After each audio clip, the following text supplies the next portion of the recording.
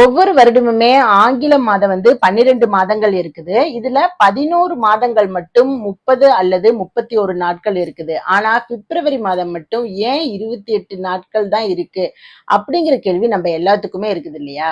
நாட்காட்டி வரலாற்றிற்கு செல்லும் பொழுது பண்டைய ரோமில் ஏற்கனவே பின்பற்றி வந்த நாட்காட்டியில் அன்றைய ரோமானிய அரசர் ஜூலியஸ் சீசருடைய பெயர்ல ஜூலை மாதமும், அவருக்கு பின் வந்த அகஸ்டியஸ் சீசர் அப்படிங்கிற ஒரு பெயர்ல ஆகஸ்ட் மாதமும் சேர்க்கப்பட்டுள்ளது. ஜூலியஸ் சீசர் ஆட்சி காலம் இருக்கிற வரைக்கும் பிப்ரவரி மாதம் 30 நாட்கள் தான் இருந்தது. புதிதாக சேர்க்கப்பட்ட ஆகஸ்ட் மாதம் 29 நாட்கள் இருந்தது. அகஸ்டியஸ் சீசர் ஆட்சிக்கு வந்ததுக்கு அப்புறம் ஜூலை மாதத்துல எப்படி 31 நாட்கள் இருந்ததோ அதே மாதிரி அவருடைய பேர் கொண்ட ஆகஸ்ட் மாதத்திலையும் 2 நாட்கள் கூடுதலாக நாட்காட்டியில மாற்றிட்டாரு.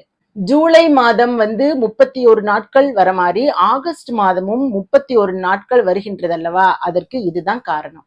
அகஸ்டியஸ் சீசர் இப்படி 2 நாட்களை எடுத்துக்கொண்டதால் அன்றைய ரோமானிய நாட்காட்டியில் கடைசி மாதமாக உள்ள பிப்ரவரி மாதத்திலிருந்து 2 நாட்கள் கழற்றி விடப்பட்டது. அதனாலதான் பிப்ரவரி மாதம் 28 நாட்கள் இருக்குது. அதாவது 4 ஆண்டுகளுக்கு ஒரு முறை வரும் லீப் ஆண்டுல மட்டும் பிப்ரவரி மாதம் 29 நாட்கள் இருக்கும் என்பது குறிப்பிடத்தக்கது.